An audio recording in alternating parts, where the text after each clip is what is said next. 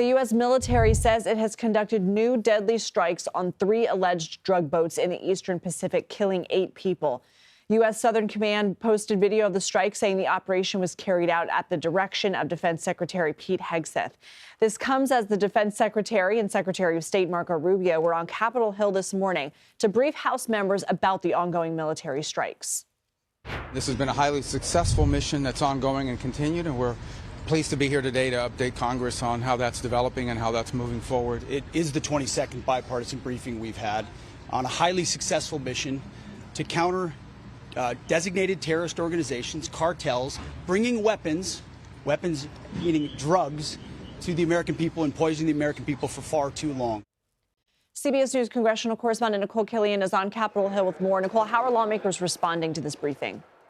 Yeah, well, obviously, we were there for the Secretary's statement, as well as for the debrief from many lawmakers who shared differing takeaways. You know, Republicans, of course, by and large, defended the administration, feel that they continue to have the authority to carry out these strikes in the Caribbean, even as some question what the end goal is as far as a strategy here. But many Democrats were certainly more critical. They still believe that lawmakers, at the very least, should have access to that unedited video of that boat strike, that controversial boat strike back in September, where we saw a group of survivors kind of clinging to a boat and then a subsequent attack, what's known as a double tap strike. So take a listen to what Leader Schumer had to say about that.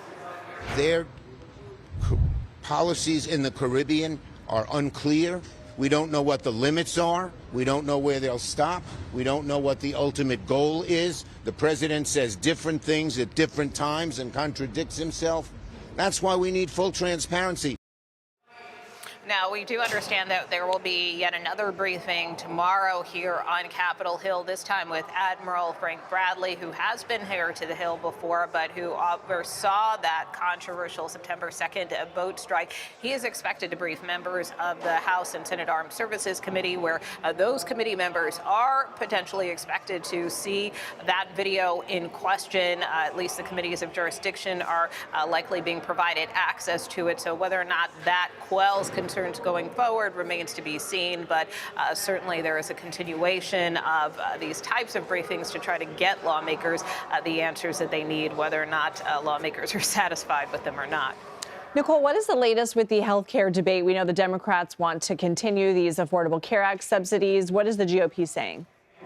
Well, obviously, we will see House Republican leaders put forth a series of proposals on the floor this week that don't include an extension of those enhanced Affordable Care Act subsidies. Instead, these are kind of GOP-friendly proposals, things like allowing small businesses to pull together on these association health care plans, as they are known.